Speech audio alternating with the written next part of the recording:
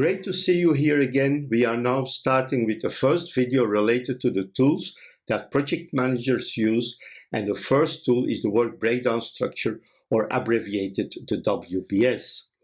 In this video I will explain how to build the WBS and what are the principles to follow. Next we will look into the two formats in which we can represent the WBS, namely the tree and the table format.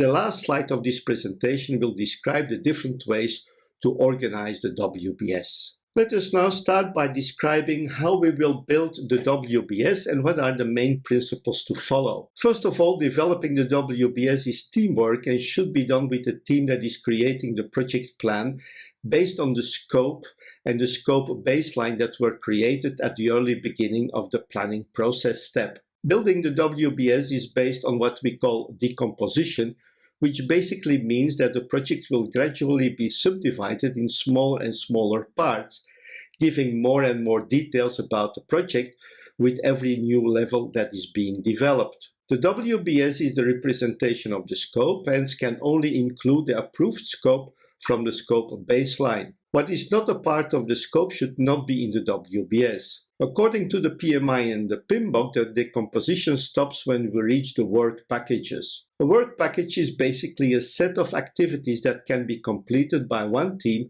and is independent from other teams. A good example would be painting the building, which is allocated to the team in charge of painting. However, we can imagine that there are different types of paint jobs to be done and different items to be painted in a building. Although the work package is the lowest level of the WBS and is used for planning, budgeting and reporting, it has not necessarily enough details to plan all the work. Cost control accounts are created on the work package level. Linking the work packages to the organizational structure creates the organizational breakdown structure. Work packages have to be decomposed further into smaller packages up to the level of activities before a detailed planning can be made. When we go back to the painter's job, we can see that there can be wall painting, wood painting, floor painting, metal painting, radiator painting, and more specific jobs that even can be decomposed further, like painting the kitchen, the living room, and so on.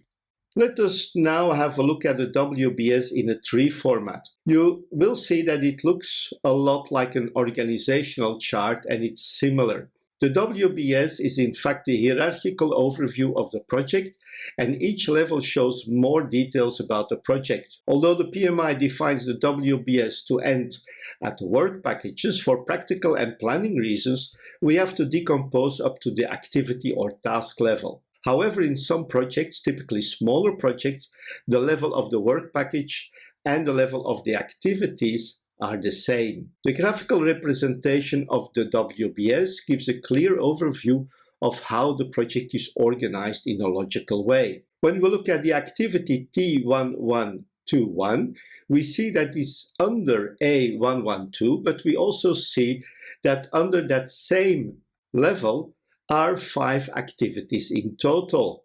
Well, when all these activities from T1121 till T1125 are completed, the upper level, in this case A112, is also completed, and this goes on until all activities have been completed, hence all scope, and the project is finished. On the tree representation, it's easy to follow the progress of the project in a visual way and share it with the team and stakeholders. The disadvantage of this representation is that it's basically impossible to share more information about the activities and the higher levels.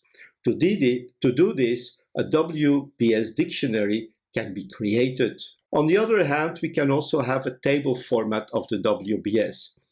This is a representation we can find in most project management software packages and can be extended into the Gantt chart. The main advantage of the table format is that it can contain more information about the work packages and activities, like start and finish date, cost, duration, and information related to the actual situation of the project. The table can include elements like actual duration, earned value, actual value, and much more. Unfortunately, it does not give the same level of overview as the tree format. Let's have a look at the organization of the work breakdown structure. There are different ways to organize the WBS. In the previous slides, we already looked at a top-down approach. We start from the project and go down level by level and increase the knowledge and the details about the project. In case where we have already activities defined, but we don't have a WBS, we can inversely construct the WBS starting from these activities and going up, which would be the bottom-up approach to building a WBS. We may have organizational guidelines that help us construct a WBS. These may be part of our standing operating procedures or our project management methodology. When you're always doing the same type of project, you may have templates to build a WBS. A WBS may be organized in phases. You can start with a very large project, which is split up in phases, hence the first level of decomposition will be the different phases. A construction project has different phases. You may have a look at the definition of the needs, you may look at the legal aspect, you may look at the design of the house, and finally at the construction of the house.